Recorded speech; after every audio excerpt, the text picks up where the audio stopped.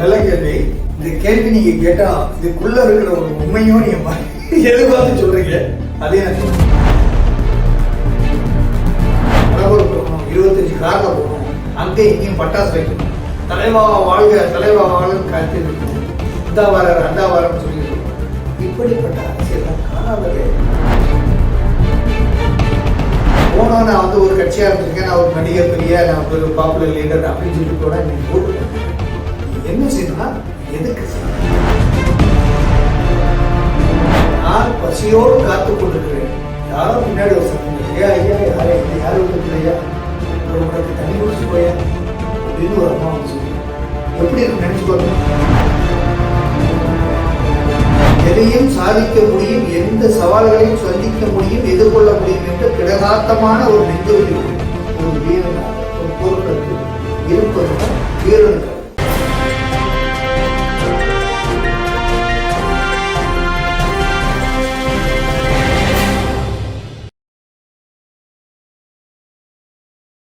MGR plus நேயர்களுக்கு இனிய வணக்கம்.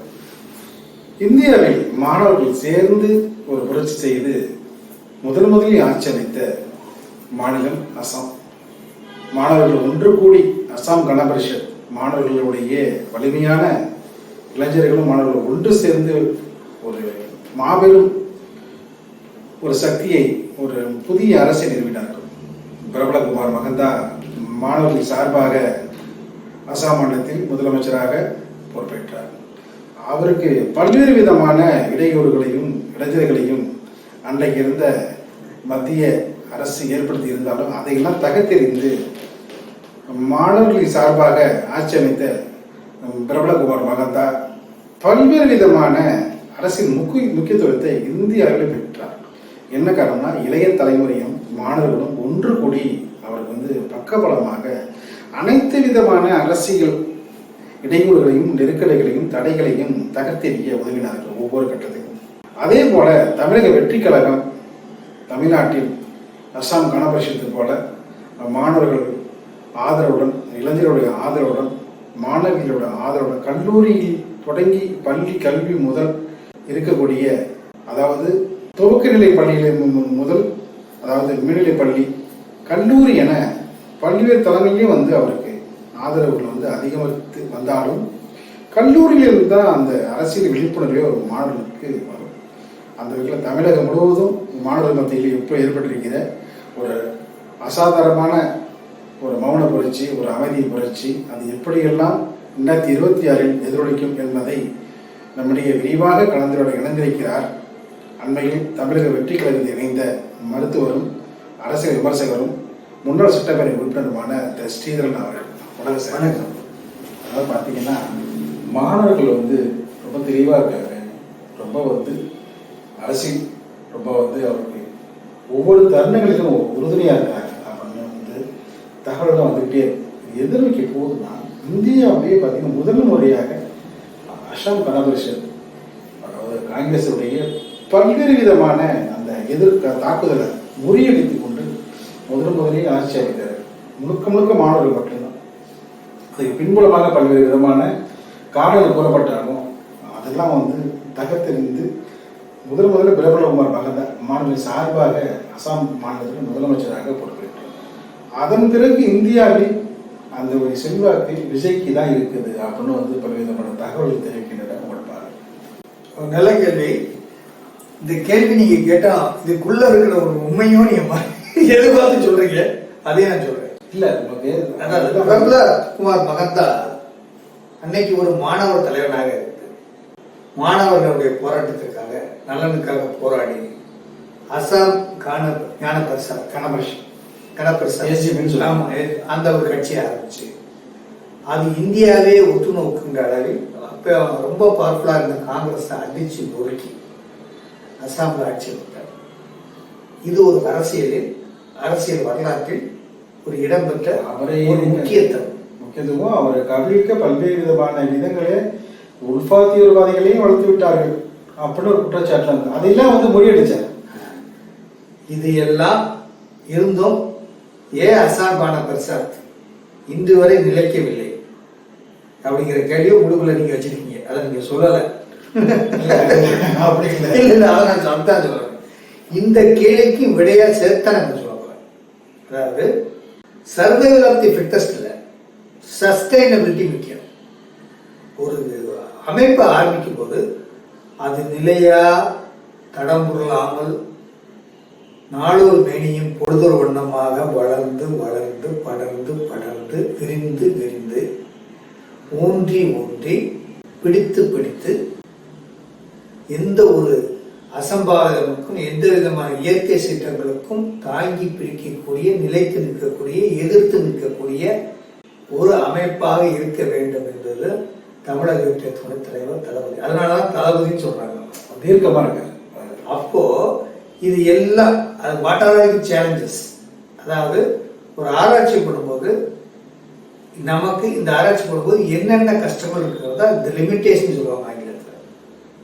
அதே மாதிரி ஒரு இது பண்ணும்போது அதோடைய சேலஞ்ச் சவால்கள் என்ன, அளவுகோல் பண்ணும்போது ஒரு இலக்கை அடையும் போது அந்த இலக்கை நிர்ணயித்து போகும்போது நம்ம சமாளிக்கக்கூடிய எதிர்கொள்ளக்கூடிய சவால்கள் என்ன, இந்த ரெண்டும் முக்கியம். அரசியல் கட்சின்னு இது ரெண்டு முக்கியம். ஒரு அரசியல் கட்சி ஆகும்போது மக்கள் பணி செய்யும் போது அதுல வருகின்ற சவால்கள் என்ன, இது போன்ற சவால்களை எதிர்நோக்கி இதற்கு என்ன அப்படிங்கும் போது 15 வருஷமா அதுக்காக யோசிச்சிருக்காரு. 15 வருஷமா தன்னுடைய இதுல சின்ன சின்ன சொல்லி வர. அப்புறம் என்ன போடுறோம்னா சுவர் இருந்தால்தான் சித்திரம் எழுத முடியும், நல்லா தெரியுது. ஆணித்தரமா இருக்கிறாருன்னு சொல்றாரு. அப்போ ஒரு விஷயத்தை சொல்றேன், இந்த விஷயத்தை கிரகிக்கக்கூடிய, இந்த விஷயத்தை கிரகிச்சு ஆமாம் இது ஏற்றுக்கொள்ளக்கூடிய ஒரு பொதுமக்கள் வேணும். அவர்களுக்கு இந்த அரசியல் ஞானமும் அந்த அரசியல் புரிதலும் வேண்டும். அந்த இளைஞர்களை நல்வழிப்படுத்த நாளைய சிற்பிகளாக இருக்கக்கூடிய அந்த மாணவர்கள் இன்னொரு 15 வருடங்கள் கழிச்சு இவங்க கையில தான் இந்த தமிழ்நாடு இருக்க போகுதுங்கிற போது அந்த மாணவர்களை எப்படி நாம் செதுக்கி அவர்களை ஒவ்வொருத்தையும் ஒரு சிற்பியாக ஆக்க வேண்டும் என்பது தெரிந்து வைத்திருக்கிறார். இதுதான் மெத்தடாலஜி. ஒரு ஆராய்ச்சி கட்டில செய்முறை மெத்தடாலஜி. இந்த மெத்தடாலஜியை தெளிவா செய்யறாரு. இன்னைக்கு அது ஒரு தமாசா, என்னன்னா ஒரு சத்தமே இல்லாம வெளியே வர மாட்டேங்கிறாரு.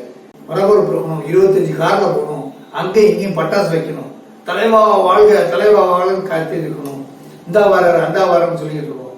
இப்படிப்பட்ட அரசியல் காலாவதி ஆகிவிட்டு அப்படிங்கிறத உணர்றாரு. இனி எடுக்க போறது ஒரு அப்ளைடு அரசியல், அப்ளைடு பாலிடிக்ஸ், செயல்படுத்தக்கூடிய, செயலாக்கக்கூடிய, ஏற்றுக்கொள்ளக்கூடிய ஒரு அரசியல். அது நாளைய சந்ததியருக்கு தேவையான ஒரு அரசியல்,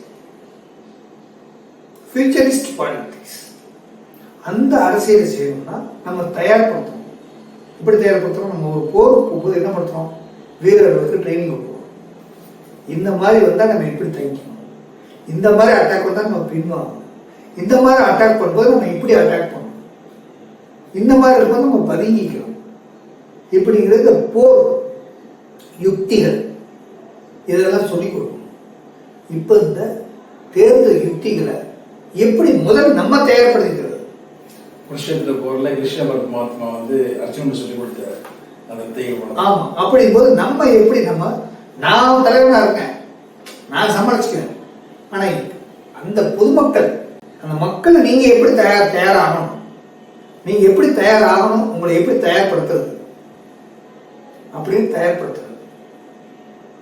இதைத்தான் பார்த்து செய்ய போனோம். நான் ஒரு கட்சியா இருந்திருக்கேன், நான் ஒரு நடிகர், பெரிய நான் ஒரு பாப்புலர் லீடர் அப்படின்னு சொல்லிட்டு போனா இன்னைக்கு ஓட்டு போட மாட்டேன். நீ என்ன செய்யணும்னா எதுக்கு செய்யல, இதுவரைக்கும் ஆண்டவர்கள் என்ன செய்தார்கள், ஆளுகின்ற ஆட்சி என்ன செய்து கொண்டிருக்கின்றது, உங்களால இது ஏன் அதை தடுக்க முடியல, உங்க கை மீறி ஏன் வாக்காளர்கள் கை மீறி, பொதுமக்கள் கை மீறி அது ஏன் போய்கிட்டு இருக்கு, உங்களுக்கு கிடைக்க வேண்டியது கிடைக்கலையே, அது ஏன் கிடைக்கல, நீங்க ஏங்குறீங்களே, நீங்க ஏங்குறீங்கன்னு நீங்க கவலைப்படுறீங்களே, அதை நான் பார்க்கிறேன். அப்போ உங்களுக்கு யாராவது ஒரு ஆறுதல் சொல்லுவாங்களா, அதை உங்க கூட நின்று அது உங்களுடைய தேவைகளை கிடைப்பதற்கான உதவிகளை செய்வார்களா என்று நீங்கள் எதிர்பார்க்கிறதையும் நான் பார்க்கிறேன். அப்ப நான் இருக்கேன், நான் வர்றேன், நான் வேணா செய்யணுமா? அதனாலதான் ஒரு இது சொன்னேன், நான் பசியோடு காத்து கொண்டிருக்கிறேன். யாரோ பின்னாடி ஒரு சத்தங்கள், ஏ ஐயா யாரே இந்த யாரை விட்டு பிள்ளையா, ஒரு முடக்கு தண்ணி குடிச்சிட்டு போயா அப்படின்னு ஒரு அம்மா வந்து சொல்லுது. எப்படி இருக்கு நினைச்சு பாருங்க. அப்ப நான் குடிச்ச பிறகு ஆஹா, நான் என்ன நினைக்கணும், அடுத்து எனக்கு குடிச்சிட்டாங்க ரைட்டு, அடுத்து நடக்கலாம்னு நினைக்கிறேன். நான் நினைச்சு பார்க்கிறேன் எப்படின்னா, இப்பேற்பட்ட ஒரு தாய் ஏன் இப்படி கிழிஞ்சே இல்லை, ஏன் பரிதாபமா இருக்கு, ஏன் ஏழ்மையா இருக்கு, இதுக்கு நம்மளால முடியாது. இதுக்கு நம்மளால முடியாது. என்ன செய்யறது? நமக்கு தண்ணி கொடுத்தது இல்லையா, அதுக்கு நம்ம நன்றி கடன் செய்யணும். இது செய்யணும் இல்லையா? ஏன் இது என்ன செய்யணும்னா, இவங்க நிலையை உயரும் போது நாம உயருவோம். எனக்கு இன்னைக்கு தண்ணி கொடுத்த மாதிரி அவங்க நல்லா சொன்னா இன்னும் 10 பேருக்கு தண்ணி கொடுப்பாங்கல்ல.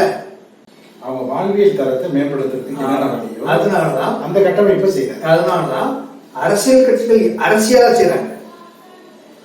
இவரு ஆக்கப்பூர்வமா செய்யணும், சமூக பார்வையோடு செய்யறாரு, சமூக பார்வையோடு செய்திருக்கிறார், சமூக சீர்திருத்தம். அந்த அம்மா தண்ணி கொடுத்த அம்மா பிரிஞ்சு கட்டிக்கிட்டு அத்தனை துக்கலமா இருக்கு. இது நமக்கு உதவி பண்ணுது, நமக்கு இந்த உதவி பேரு உதவியாச்சு. இந்த உதவி செஞ்ச மாதிரி நம்ம அந்த அம்மாவுக்கு ஏதாவது நம்ம செய்யணுமே, அந்த அம்மாவுடைய நிலைமையை மாற்றணுமே அப்படின்னு நினைக்கிறதுனால எனக்கு நான் செய்யற கைமாறு. அப்பத்தானே நானும் ஒரு மனிதன், அப்பத்தானே நானும் ஒரு தலைவர், அப்பத்தானே நானும் ஒரு கட்சி, அப்பத்தானே என்ன நானும் என் கட்சி ஒரு மக்கள் கட்சி.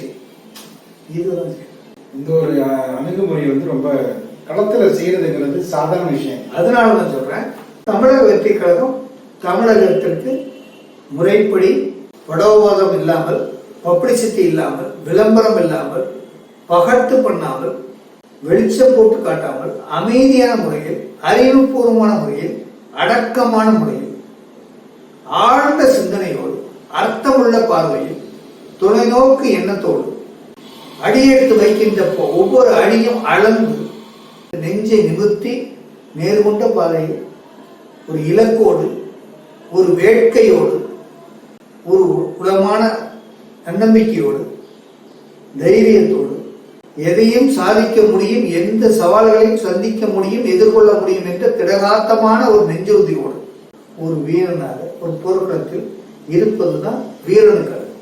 அப்படிதான். அதனாலதான் தலைவர் அடிக்கடி வார்த்தை சொல்றேன். தலைவர் சொல்றத சொல்றப்பதான் இதை எது ஞாபகப்படுத்துதுன்னா, ஒவ்வொரு வாக்காளர்களுக்கும் குருஷேத்திர போர் இறுதி கட்டம் சகாதேவ நாள் குடிக்க காத்து கொண்டிருக்கிறார்.